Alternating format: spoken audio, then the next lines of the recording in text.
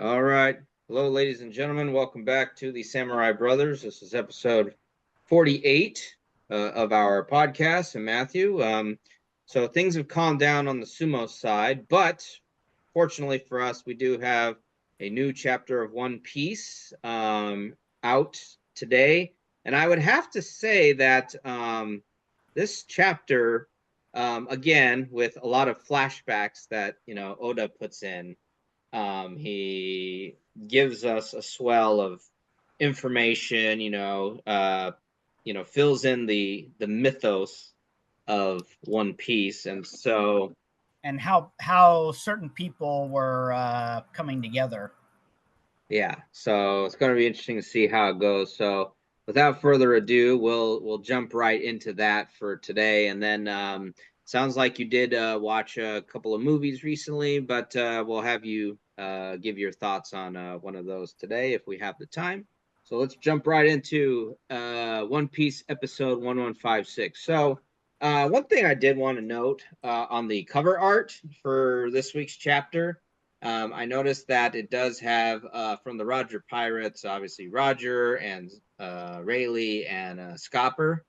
And then it's got Luffy, Zoro, Nami, and Sanji, which to me kind of, you know, I As think, as the as the big guys, the smaller people are. yeah, I think this kind of solidifies, who Luffy's 1, 2, and 3 are within the crew. To me, I think even though he's who knows how Oda was what he was thinking when he was drawing this, but to me that kind of symbolizes who the core leadership would be within the group. So all right, well, let's go right into it. So Well, I was gonna say with regards to that one thing is that very often on the seas when they're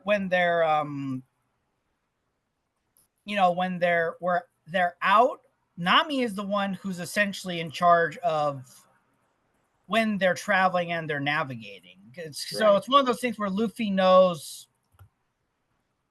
you know, people are good in yeah, their strengths, and so who to trust and all.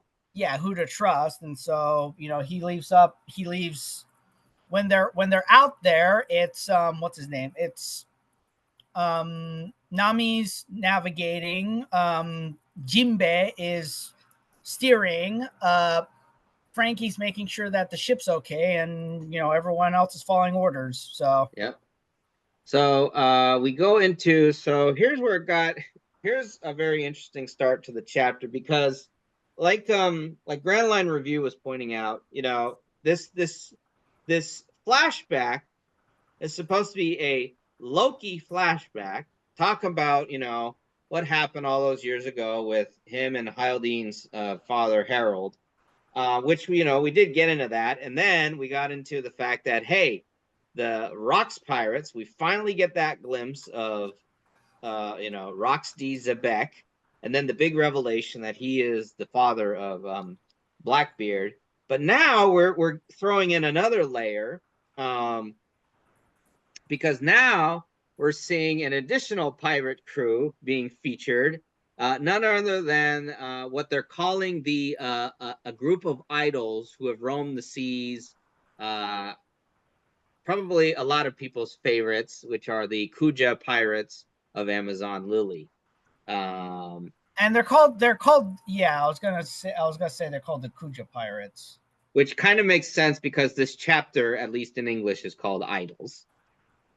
And what is it? Japanese gravure idols and such like that are very big in Japan, even to this day. I think it started back in the 80s or something, and still, That would seem to insinuate that um, the Kujas are like young, probably teenagers at this time, and they're pirates on the seas that are doing I think very well for themselves. yeah, it'd be kind of interesting to see this, because you got to remember that this particular point in the flashback, I think, is taking place 44 years before the current storyline. Well, one has to remember that in Japanese, idol are teenage girls. Yeah. So if he's gonna use that reference, these have to be teenagers at least. Although depending on the idol group in Japan, like Morning Musume or AKB48, they'll be into their 20s. Right, easily. they would perform into their 20s. So yes, so it is, and then for the really niche group, they might have older women too, and then of course the guy, there's also the guys. The guys seem to go a lot longer though. I mean, like yeah, Smop. you had V6 who went into V6, the Smop, oldest members went into their 60s. They were grandpas. Yeah, like a lot of the Smop, Tokyo, Arashi, depending on the group, they're still going into their 30s and 40s, so I mean, or in some cases into their 50s. Yeah, so it just depends. Anyway, Japanese boy and girl band groups had a lot more longevity than their American counterparts. The American counterparts, they're going through these reunions right now. Yeah, they do reunions. Yeah, they do reunions, but they've disbanded at some point. Like, right. The Spice Girls, they went through a reunion tour as well. But the fact of the matter is, it's like they didn't have longevity,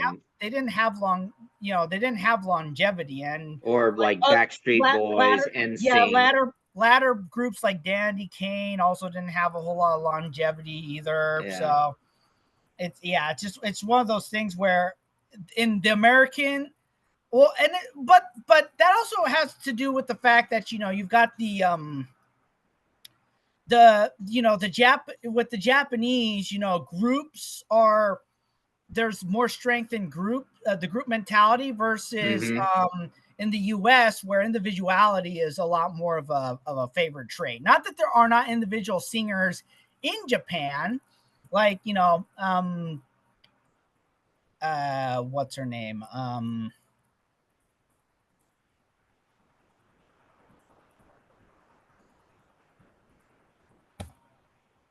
Who was the girl that was big when we first went there?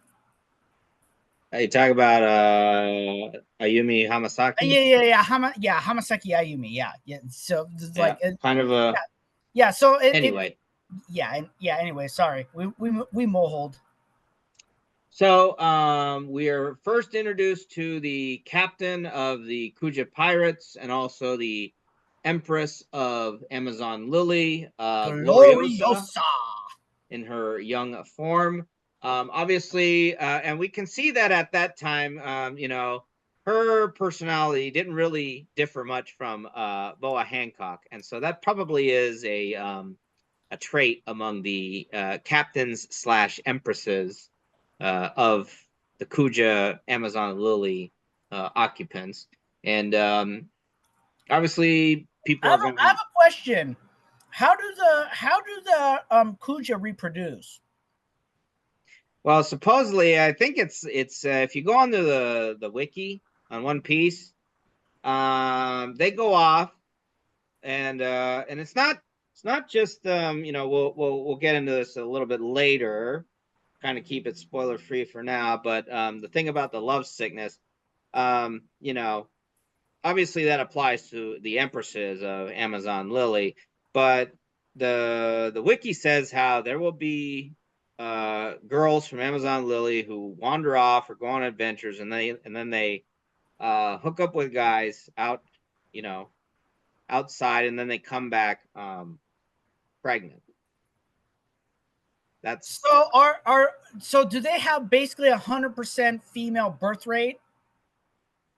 So at least according to the wiki, there have never been males born on Amazon Lily. So whether or not, it always seems that when they come back pregnant, they have girls. Did we establish if Gloriosa is related to? Obviously, it doesn't seem like she's related to a certain first mate. But have we established if she might, in fact, be Boa Hancock's? I don't think that's been established, and I don't think I've touched on that, and I'm not in the mood to try and discuss that in this episode. Okay, well, and anyway, there's only fan theories right now, anyways, right? Yeah. Okay. And I've never heard of it. So Okay.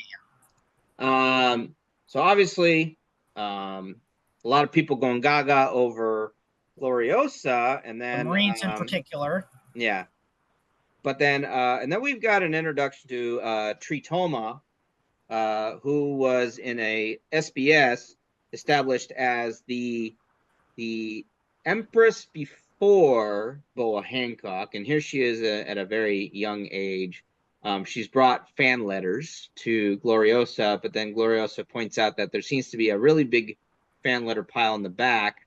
And Tritoma innocently points out that they're all for Lady Shaki. And so Gloriosa is a bit jealous of that because what we see is that in a comment box, it says that the true star of the times, who outshone even Gloriosa's beauty, was her first mate, Shakuyaku. Who, as we know, aged extremely well over the years. Well, yes. And then we also have the Roger Pirates coming up and I guess battling the Kuja. What's interesting, though, is that here is where we have a revelation in place, and that is that we see a very young Goldie Roger. Obviously with the straw hat, he doesn't have the signature mustache or anything. But Scopper and Rayleigh are part of his crew at this point. Yeah, they are part of the crew. Now, here's something that's interesting because he's demanding that Gloriosa hand over Shakuyaku. So we already see that Roger was basically smitten for Shakuyaku because her beauty, as we see in the, we discovered before, even outshone Gloriosa. I'm gonna point out. I know we try not to use certain lingo, but these guys, the Roger Pirates are simping over these people, these women. Well, and what's funny is they let them take their gold. Yeah, it's interesting because on the flip side, Gloriosa is actually declaring likes that Roger has her affection. But it does seem that Shaki boarded the ship because, like you said, they took the gold, and she was able to defeat Scopper and Roger. And she already seems to have the hots for who she would eventually end up with. Well, I haven't gotten to that point yet. Okay, but, yeah. Anyway, where was I? Funny thing I noticed when I was watching what's his name? Liam's video. He was actually, I think it might have been a fan who wrote to him about how did the other empresses have the love sickness? No, not the love sickness. Boa's fruit. Before Boa was around. But my thought to that is, well, no, and it's like Liam was pointing out, is that based on what's going on here in this chapter, they didn't really need that the mellow fruit. Yeah, they were already. There's like some kind of hip hypno. It's hypnotic, yeah. Yeah, it sounds like there's some kind of hypnotic thing going on with the empresses of Amazon Lily and the Kuja. What's her name? Well, and then we also have to remember Boa Hancock was force-fed a fruit by the world noble that enslaved her. Yeah. So that fruit was not in the Kuja before. How they could theorize that is beyond me. Yeah, it wasn't a part of the like, we know that certain fruits have a tendency to hang around certain people. If someone dies and the like, but but there's also fruits that we've seen that have jumped around in history, and as we've said, like I said, her fruit was not part of the Kuja. It was in possession of the world nobles, and she was force fed it. Because as we know, the world nobles are sadists the highest degree. So, let me see here. So one thing I do want to point out is that Shaki, ironically declares to Roger that she will belong to no one. And then, like you said, she gets getting all the treasure. But yeah, Roger just like really, infatuated with her, while Gloriosa is trying to, get Roger to notice her. And yes, this is where you pointed out that I guess with all this stuff going on, she says that I feel for you, Ray, meaning that she probably, with having to deal with, people like Roger and Gabon being the way they are and all womanizing and stuff like that. With Rayleigh saying, yeah, it's a bunch of idiots over here. Now, I think I see where, because then Shaki winks at him. And he's visually uncomfortable. Yeah. I think what attracted her to him was that, he wasn't going all gaga over her or the other Kuja like Roger and Gabon. Also, probably that he was a little bit more stoic and stuff like that. So I think that's there's definitely comparisons between Scopper and Sanji and Rayleigh and what's his name? And Zoro. Yeah. Because you never see Zoro go gaga over any woman. And unlike Sanji, who has this, chivalric code of honor, we've seen that Zoro on more than one occasion is willing to go blade to blade or however with females. He doesn't hesitate. Yeah, no hesitation there. So with that being said, their little exchange going on between the two crews is interrupted by none other than Monkey D. Garp. And apparently this is the first time. Yes, it is the first time that they clash, Roger and Garp. And but what's apparently interesting, they know of who each other are because instead of running, Roger says engage. And what's interesting here is that, obviously Garp's already a vice admiral. Yeah, he's already a vice admiral. So you can imagine. How old are they supposed to be at this point? Well, I mean, if you think about it, let's see. This is 70. This is 40 years before the present. 44 years before the timeline. And Garp's in his 70s, right? Let me look him up. I mean, yeah, at this point in the series, obviously. Oh, let's see here. So Garp is 78. So he was 34 at the time. And he's already I forgot. How old is Dragon? He's in his 40s, right? Let's see here. I don't know if it says it or not.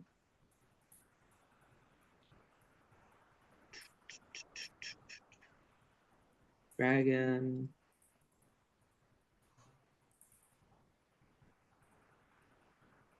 He's 55. So he's already around. He's a kid at this point. Yes, he is. So at this point, Garp, that means Garp must have been a very fantastic general if he was a vice admiral. And wait a minute, but I think wait a minute, Smoker's in his 30s, right?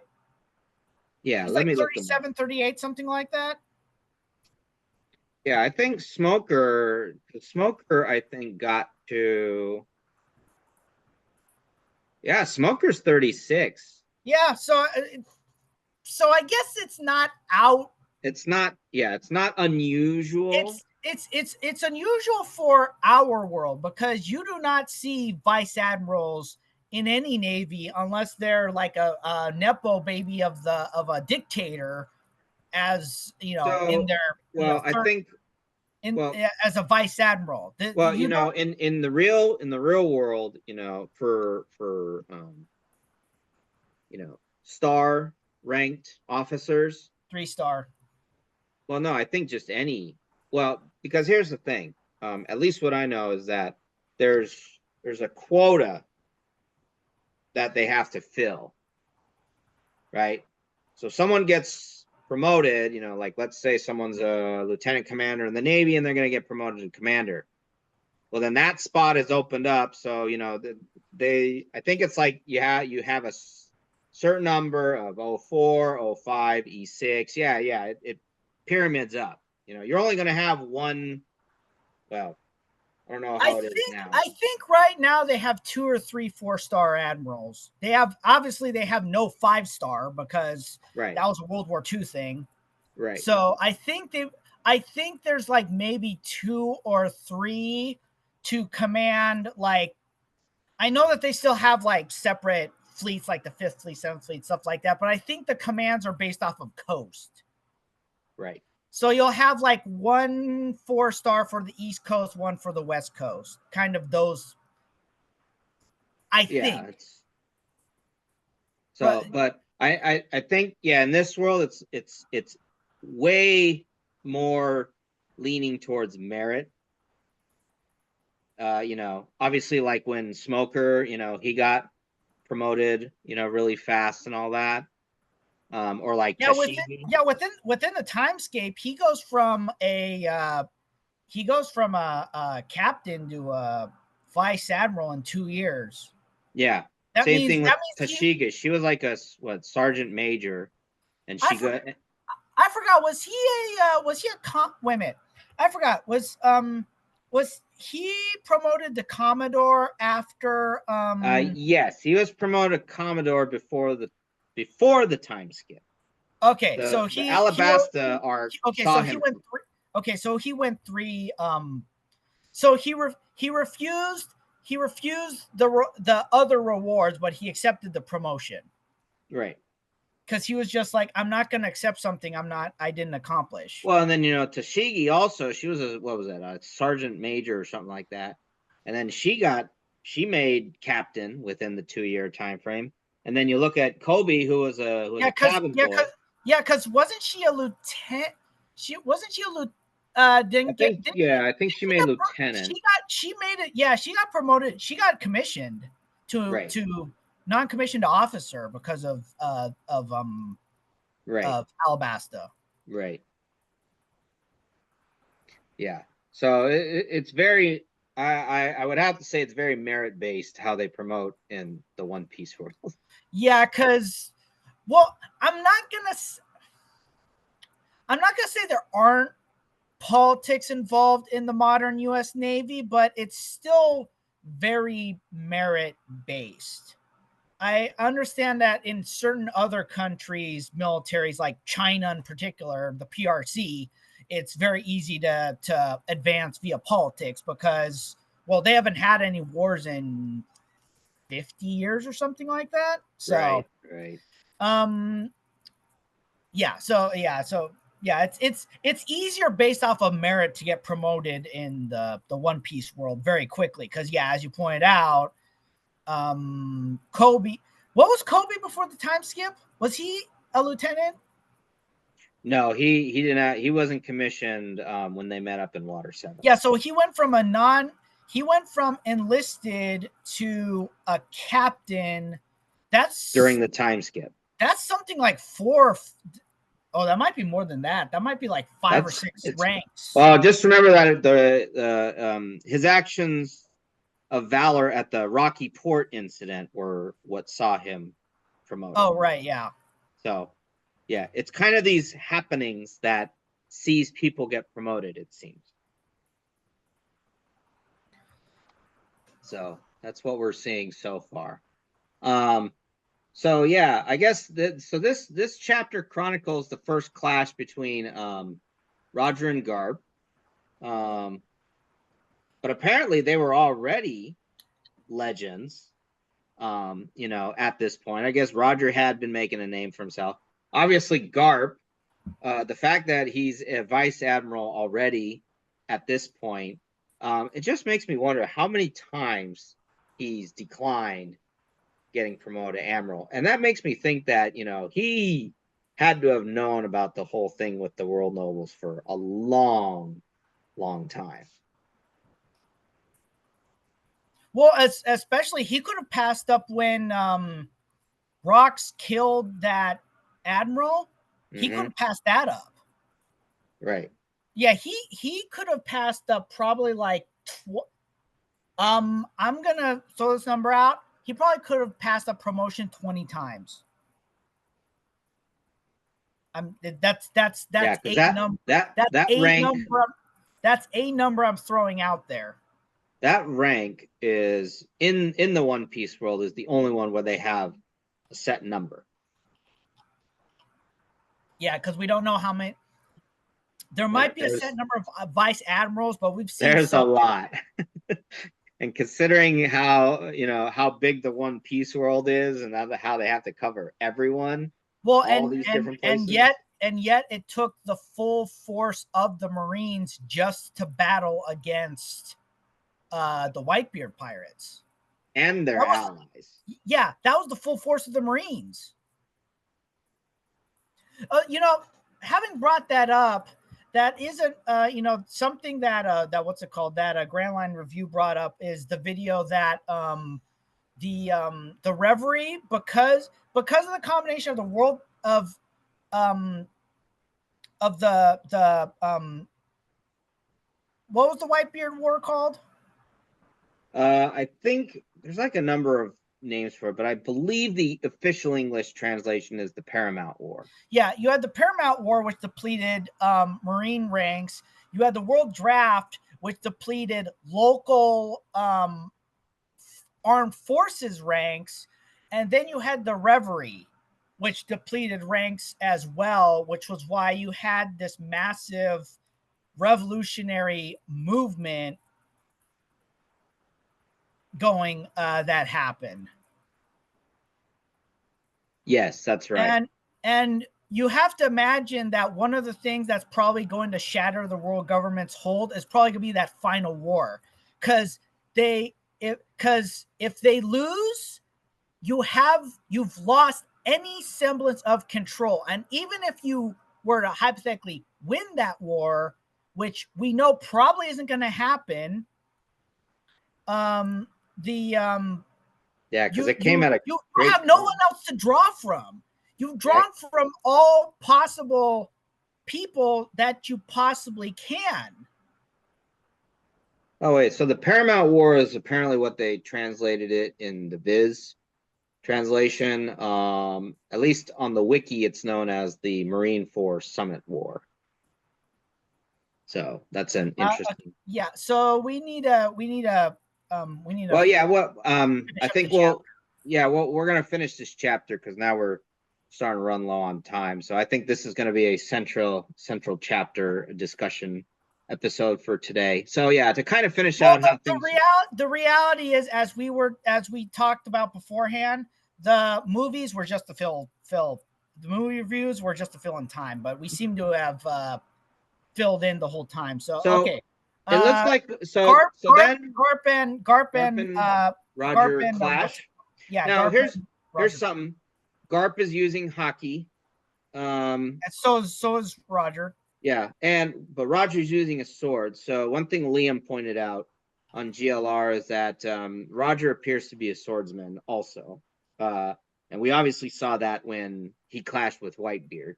Right. Now, here's the thing. Kuja are running away, but it looks like we've established that the object of affection for Gloriosa's love sickness is indeed Roger.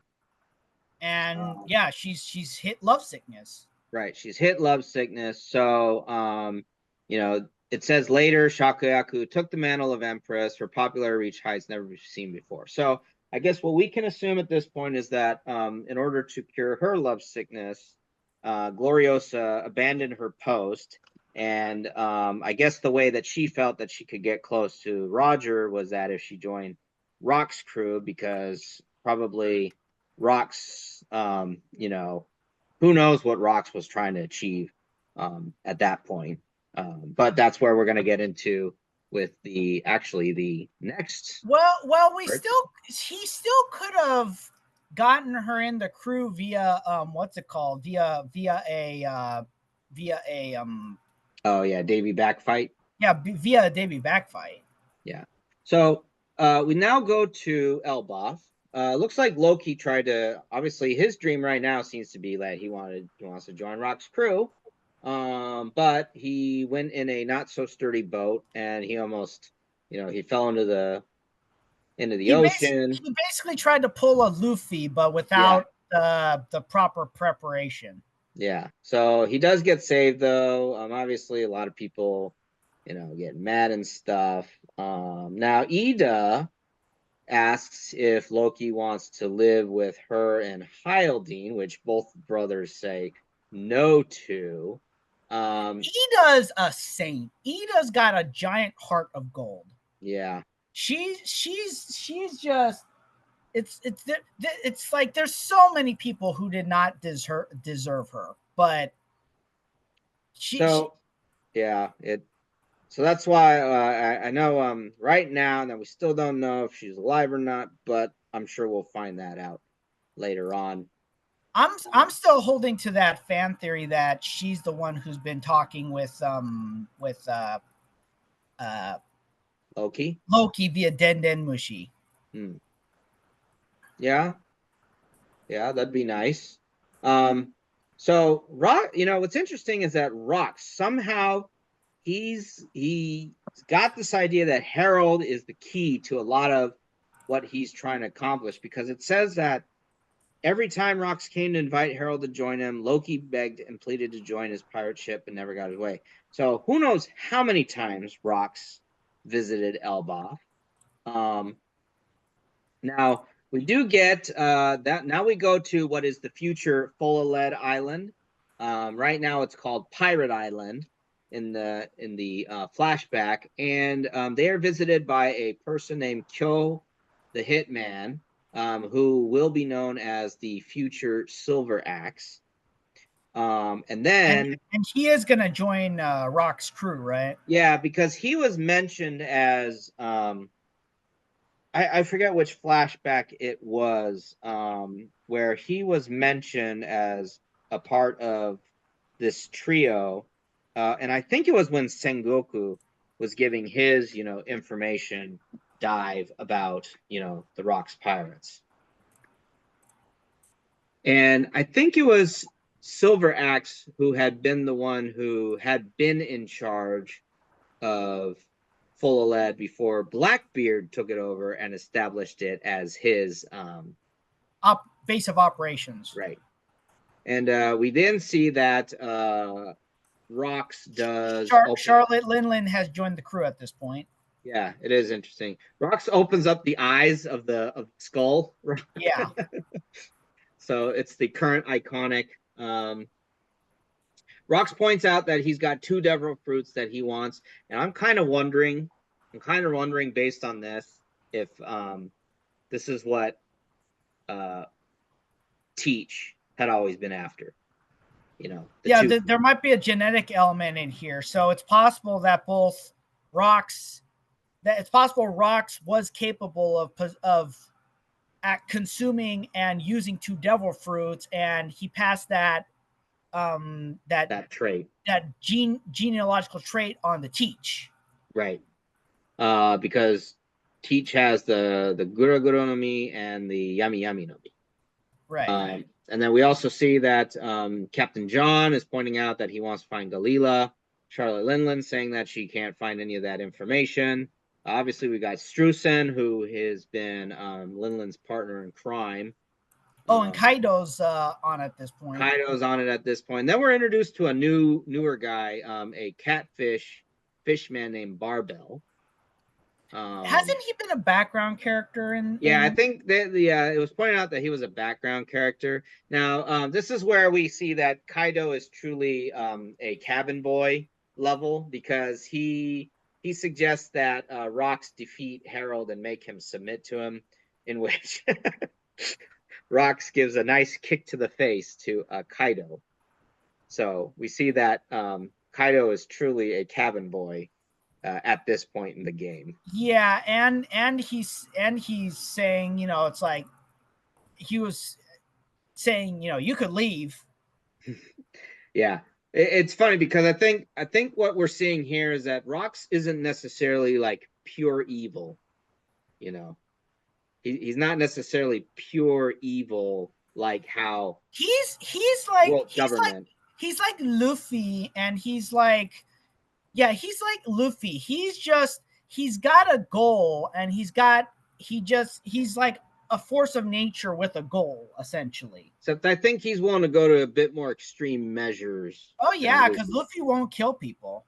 Yeah, Rox is willing to do that. Rox is willing to get his hands He's dirty. he's killed multiple people. At this point in the game. Yeah. So I really like. So now we finally get to the end of the chapter, and I'll be honest with you. I liked this last frame. Just everybody in it. It's like this is a real motley crew that we have here. Because who all do we have at this point? Obviously, we've got Buckingham Stussy. We've got Whitebeard, the future Whitebeard. We've got Future Big Mom, future Big Mom, Kaido. Kaido, Golden Lion Shiki. We've got Wang Z. We've got Captain John, Strusen, Barbell. It's just a whole, again, ragtag. Who's Rocks. who? Yeah. Just a lot I of. don't see Gil Baster yet, though. No, yeah, they pointed out Gil Baster's not in there yet. So, and He might have obviously, joined shortly before. I think he does. The God Valley incident. Yes. So, with that being said, folks, we have run out of time. There is a break for One Piece next week. So, we'll probably be getting into obviously, the summer season for movie reviews and stuff. So, with that being said, Matthew, thank you as always for your color commentary. And to all our audience members, we'll be seeing you next time.